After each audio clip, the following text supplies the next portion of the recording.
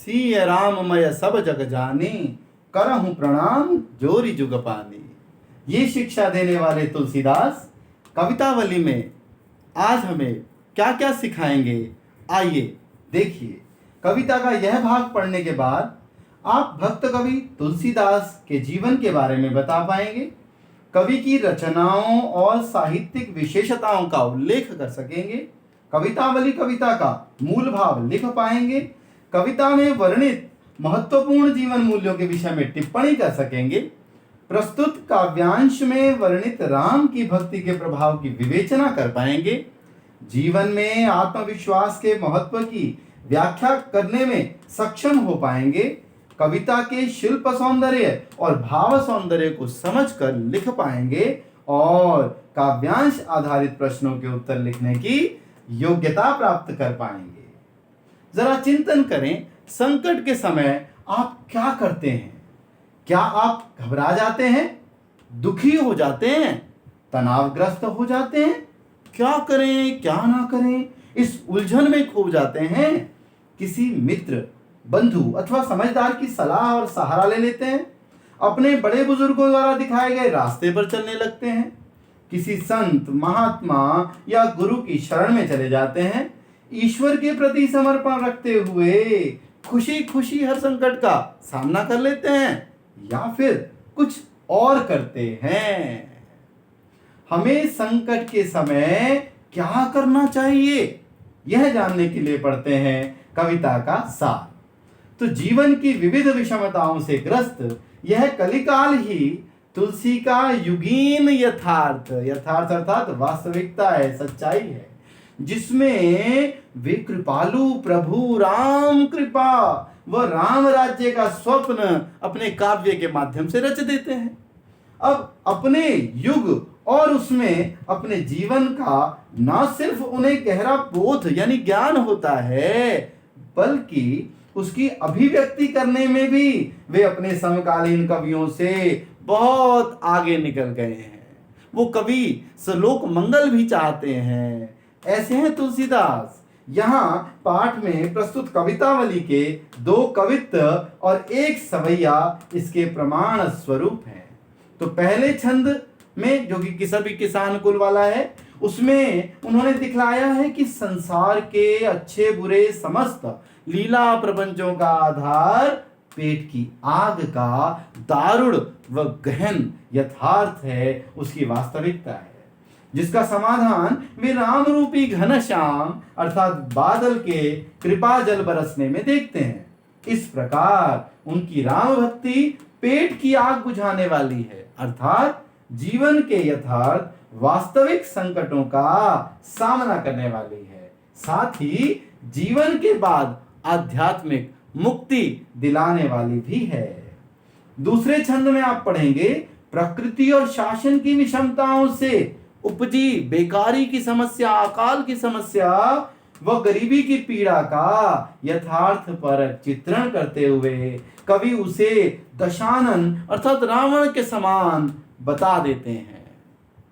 और तीसरे छंद में, जो सवैया छंद में लिखा गया है, उसमें भक्ति की गहनता और सघनता में उपजे भक्त हृदय के आत्मविश्वास का सजीव चित्रण है। कवि कहता है मैं बहुत आत्मविश्वस्त हो गया हूं, मुझे समाज से कोई लेना देना नहीं है। ऐसे ही आपको भी आत्मविश्वस्त होना है, जिससे समाज में व्याप्त जात पात और धर्म के जो भेद करने वाले दुराग्रह हैं, उनके तिरस्कार का कवि के मन में साहस पैदा हो जाता है। इस प्रकार भक्ति की रचनात्मक भूमिका का संकेत यहाँ पर है, जो आज के भेदभाव मूलक सामाजिक राजनीतिक माहौल में अधिक प्रासंगिक है। अब हम जाने भक्त कवि गोस्वामी तुलसीदास को, जिन्होंने संकटों पर विजय पाना सीख लिया है। तो आइए देखते हैं, गोस्वामी तुलसीदास जी का जन्म हुआ 1532 में, संवत 1568 विक्रम संवत, या 1511 में भी लोग कहते हैं कि हुआ, क्योंकि इनके जन्म का प्रमाण कोई नहीं मिलता। जन्म स्थान है इनका सोरो, जिला एटा, उत्तर प्रदेश। इनकी मृत्यु हुई 1623 ईस्वी में, संवत 1680 में, वाराणसी में। और पिता का नाम श्री आत्माराम दुबे, माता श्रीमती हुलसी, गुरु श्री नरहरि दास, और उपाधि और सम्मान इनको मिले हैं गोस्वामी और अभिनव वाल्मीकि इत्यादि। अब हम देखते हैं काव्य जगत में तुलसीदास जी का स्थान। तुलसीदास जी हिंदी साहित्य के आकाश के परम नक्षत्र हैं। भक्ति काल की सगुण धारा की राम भक्ति शाखा के ये प्रतिनिधि कवि हैं। इस शाखा में अन्य कोई कवि इनके समान उल्लेखनीय नहीं है। आप हिंदी साहित्य के महान कवि और संस्कृत के भी विद्वान थे। इन्हें आदि काव्य रामायण के रचयिता महर्षि वाल्मीकि का अंशावतार माना जाता है। श्री रामचरितमानस का कथानक रामायण से लिया गया है। यह एक ऐसा लोक ग्रंथ है जिसे भारत में बड़े भक्ति भाव से पढ़ा जाता है। इसके बाद बिना पत्रिका उनका एक अन्य महत्वपूर्ण काव्य है। महाकाव्य श्री रामचरितमानस को विश्व के 100 सर्वश्रेष्ठ लोकप्रिय काव्यों में 46वां स्थान प्राप्त हुआ है। ये तुलसीदास जी की रचनाओं की झलक देख सकते हैं आप। कवितावली, विनय पत्रिका, दोहावली, रामाज्ञा प्रश्न, गीतावली, श्री रामचरितमानस और ये है स्वयं तुलसीदास। तुलसीदास के प्रामाणिक ग्रंथों की व्याख्या संख्या 40 मानी गई है। वैसे 40 मानी गई है लेकिन प्रामाणिक 12 ही है। रामचरितमानस, कवितावली, रामलला नवछु, विनय पत्रिका, रामाज्ञा प्रश्नावली, कृष्ण दोहावली, जानकी मंगल, पार्वती मंगल, गीतावली इत्यादि। तो अब देखते हैं इनकी साहित्यिक विशेषताएं। गोस्वामी तुलसीदास लोक मंगल की साधना, समाज का मंगल चाहते हैं, ये ऐसी साधना करते हुए कवि के रूप में प्रतिष्ठित हैं। ये सच्चाई न सिर्फ उनकी काव्य वेदना संवेदना की दृष्टि से बल्कि काव्य भाषा के घटकों की दृष्टि से भी सत्य है। क्या इनका सबसे बड़ा प्रमाण यही है कि शास्त्रीय भाषा अर्थात संस्कृत में सर्जन की क्षमता, लिख सकते थे काव्य संस्कृत में भी, फिर भी इन्होंने लोक भाषा, अवधी और ब्रज भाषा को ही साहित्य का माध्यम बनाया। तुलसीदास जी के काव्य का कला पक्ष अत्यंत समृद्ध है। उनमें भाव, विचार, काव्य रूप, छंद तथा काव्य भाषा की बहुल समृद्धि मिलती है। अलंकारों और रसों की छटा सर्वत्र बिखरी हुई है। अपने साहित्य में तुलसीदास जी ने सामाजिक, पारिवारिक, दार्शनिक एवं वैयक्तिक आदर्शों की व्यापकता सिद्ध की है, व्यापक व्याख्या की है। तुलसीदास जी ने अपने काव्य में मानव मूल्यों की उपासना की है। उनके राम मानवीय मर्यादाओं और आदर्शों के प्रतीक हैं और वैसा ही वो समाज में प्रत्येक व्यक्ति को बनाना चाहते हैं। अब आइए विस्तार से समझें कवितावली के अंश को। काव्यांश पहला देखिए, ये कवित्त छंद में है और कवित्त छंद में ही हमें इसको गाना है। तो ध्यान से देखिए कि सभी किसान कुल बनिक भिखारी भाट, चाकर चपल नट चोर चार चेटकी, पेट को पढ़त गुण गढ़त चढ़त गिरी, अटत गहन गन आहन अखेटकी, ऊंचे नीचे करम धर्म अधर्म करी, पेट ही को पचत बेचत बेटा बेटकी, तुलसी बुझाई एक राम घन श्याम हिते, आगी बड़ी वागी तय बड़ी है आग पेट की। अब देखिए कवि ने यहाँ पर उस समय की स्थिति का वर्णन किया है जब सब जगह अकाल था, सब जगह भूखमरी थी। पेट की आग को कवि ने कहा कि ये पेट की आग इतनी भयंकर हो गई है कि वो समुद्र की आग से भी, बड़वाग्नि से भी बढ़ चुकी है। अब आप इसका यहाँ पर शब्दों का अर्थ देखते रहेंगे साथ में और समझें जरा ध्यान से। यहाँ कवि ने कहा है, तुलसीदास जी ने कहा है कि जितने भी कर्म करने वाले हैं सभी दुखी थे, पेट भरने का उपाय नहीं हो पा रहा था। कि सभी, कोई भी मजदूर, काम करने वाला, कोई भी काम धंधा करने वाला, किसानों का कुल, बनिक, बनिया, व्यापार करने वाला, भिखारी, भाट, जो चारण लोग होते थे राजा की प्रशंसा करके जिनको वेतन दिया जाता था, राजा के यहाँ रहते थे, चाकर जो घरेलू नौकर थे, चपल नट तरह तरह के जो चपलताएं कर करके अपना अभिनय कर करके लोगों को वश में कर लेते थे, चोर, चार, गुप्तचर या संदेश देने वाला, चेटकी, बाजीगर हैं, पेट को पढ़त, ये सब के सब बस केवल पेट भरने का ही उपाय करते रहते थे। गुण गढ़त, और अपने अंदर वही गुण बढ़ाते रहते थे, वही गुण पैदा करते रहते थे जिससे पेट भर जाए। पेट भरना इतनी बड़ी समस्या हो गया था कि ये सारे के सारे अपना पेट भरने में असमर्थ हो रहे थे।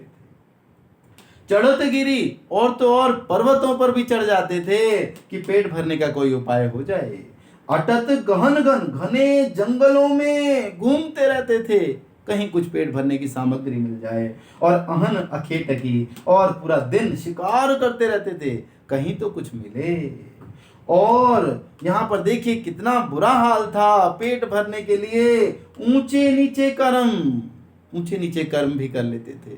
कोई अन्याय भी, अत्याचार भी, पाप पुण्य भी, कुछ भी कर लेते थे। धर्म अधर्म करी, धर्म और अधर्म की परवाह भी नहीं करते थे। पेट ही को पचत, बस पेट का ही ध्यान करते थे, पेट के बारे में ही सोचते रहते थे, पेट की ही लीला गाते रहते थे। बेचत बेटा पेट की, अपने बेटे और बेटी को भी पेट भरने के लिए बेच दिया करते थे। तुलसीदास जी कहते हैं, बुझाई मैंने तो अपनी आग बुझा ली। कौन सी आग? पेट की आग। किससे? राम घन श्याम ही थे। मैंने राम के घन मतलब बादल, श्याम मतलब सांवले सलोने बादल जो हैं, राम नाम रूपी बादलों की बारिश जो हुई उससे मैंने अपने पेट की आग बुझा दी। अब और ये आग कैसी है? बड़ी है आग, सबसे समुद्र की अग्नि से भी, बड़वाग्नि से भी बड़ी आग है पेट की आग। इस आग के आगे सारे झुक जाते हैं, सारे के सारे लोग गलत काम करने को तैयार हो जाते थे। और वैसी ही स्थितियां आजकल भी हो गई। आगे चलते हैं हम। किसब, ये हमने पढ़ा कि सभी किसान कुल बनिक भिखारी भाट। इसका शिल्प सौंदर्य देखिए, कवितावली मानस में ब्रजभाषा का प्रयोग है। अलंकार है रूपक अलंकार, जैसे राम घन श्याम दारिद्रसानन में। व्यतिरेक अलंकार, जहां बढ़ जाती है उपमा की विशेषता और भी बढ़ जाती है कि आगे बढ़े वागीते, इसमें व्यतिरेक अलंकार है। कि सभी किसान कुल, चाकर चपल, बेचत बेटा बेटकी में अनुप्रास अलंकार, कवित्व छंद का प्रयोग और भूख की स्थिति का यथार्थ चित्रण। भाव सौंदर्य देखिए, इस समाज में जितने भी प्रकार के काम हैं वे सभी पेट की आग के वशीभूत होकर किए जाते हैं। पेट की आग विवेक नष्ट करने वाली है। ईश्वर की कृपा के अतिरिक्त कोई इस पर नियंत्रण नहीं पा सकता। तो पेट की आग भगवान राम की कृपा के बिना नहीं बुझ सकती, अर्थात राम की कृपा ही वह जल है जिससे इस आग का शमन, शांति हो सकती है। आगे देखते हैं दूसरा। खेती न किसान को, भिखारी को न भीख बली, बनिक को बनिजन, चाकर को चाकरी। जीविका विहीन लोग सीध्यमान सोच बस, कहें कन सो कहाँ जाई का करी।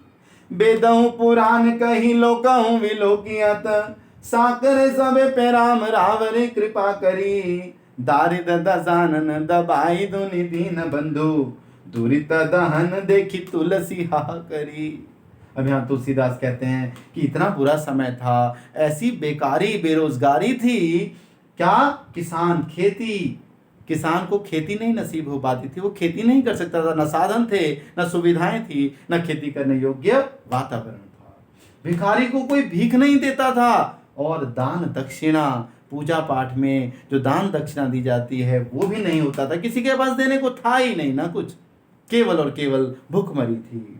बनिक को बनिज, बनिया के लिए, वणिक के लिए व्यापार नहीं था। और घरेलू नौकरों के लिए कोई नौकरी या चाकरी भी नहीं थी, कोई सरकारी प्राइवेट सेवा नहीं होती थी, नहीं मिलती थी। जीविका विहीन, अपनी जीविका, अपना दिन भर का खर्चा चलाने के लिए जो पैसा चाहिए, जो आजीविका के लिए पैसा चाहिए, उससे विहीन थे लोग। काम धंधे से रहित लोग सीध्यमान, दुखी रहते थे और सोचवश और चिंता के वशीभूत हो जाते थे। और कहें एक एक अंशों, और एक एक से एक दूसरे से कहते थे, अरे कहाँ जाएं, क्या करें हम लोग, कोई उपाय नजर नहीं आता था। वेदों पुराण कही। अब यहाँ पर तुलसीदास कहते हैं वेदों और पुराणों में ये बात कही गई है, लोकहु विलोकियत, और संसार में भी हमने देखी है। क्या देखी है? कि हे राम, साकरे सबे पे, सभी दुखी लोगों पे, रावरे आप कृपा करी, आपने कृपा की है, आपने हर दुखी को उतारा है, आप दुख भंजन हैं, आप सबके करुणा निधान हैं। तो दारिद्र दशानन दबाई दुनि दीन बंधु, हे दीनों के बंधु, आप दारिद्रता रूपी दशानन रावण को, जिसने दबा रखा है पूरी दुनिया को, उसे आप क्या करो, शांत करो। दुरित दहन, पापों की अग्नि को देख करके, पापों को जलता हुआ देख करके, पापों की अग्नि को और भड़कता देखकर तुलसी हाहा करी, तुलसी दुखी हो रहा है, हाय हाय कर रहा है कि हे ईश्वर बचा लो इस समाज को। अब इसका हम शिल्प सौंदर्य देखते हैं। तत्सम शब्दावली की प्रधानता है।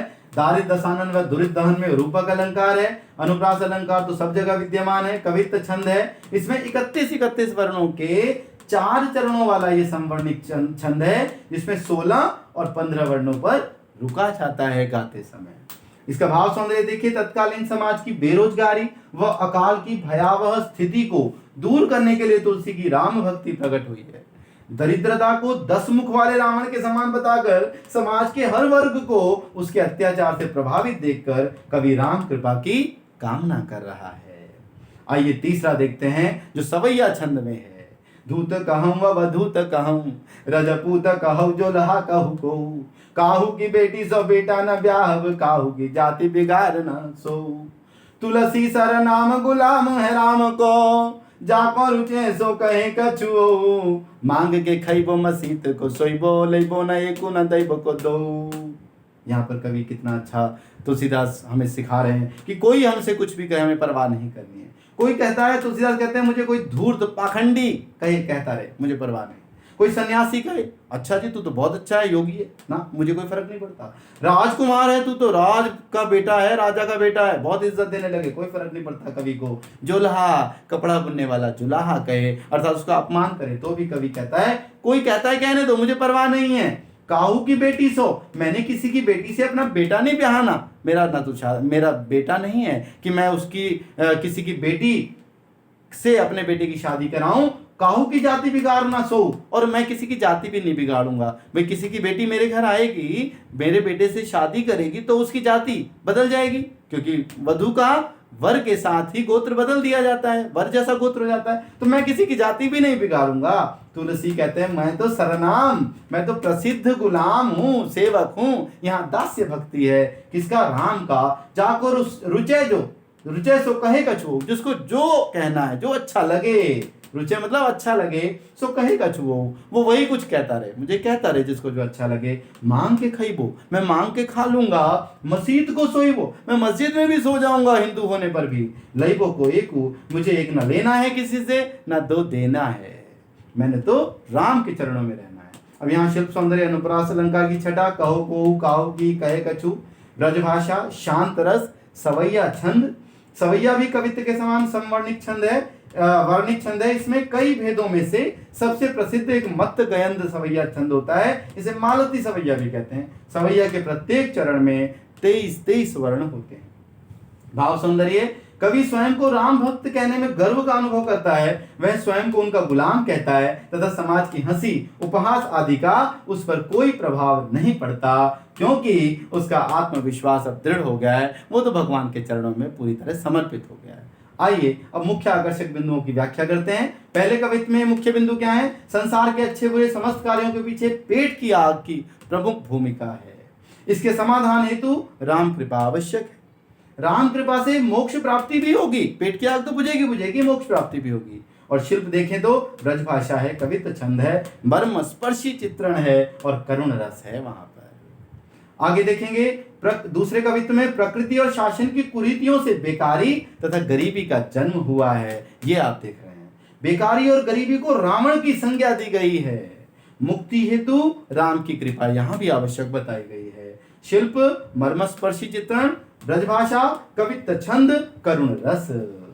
और तीसरे कवित्व में क्या है? भक्त के प्रबल आत्मविश्वास का चित्रण है। वही आप सबका आत्मविश्वास भी बनना चाहिए। समाज में व्याप्त जात पात का विरोध किया गया है, भक्ति की रचनात्मक भूमिका बताई गई है। और शिल्प देखेंगे आप, उसमें ब्रजभाषा, सवैया छंद, दास्य भाव की भक्ति है। अब मुख्य आकर्षक बिंदुओं का प्रवाह चित्र देखें। इसका पेट संकट क्या है? पेट की आग। समस्या क्या बताई? राम नाम रूपी बादलों की वर्षा। अकाल, बेकारी, बेरोजगारी की समस्या बताई और उसका समाधान क्या है? करुणानिधि के चरणों का ध्यान।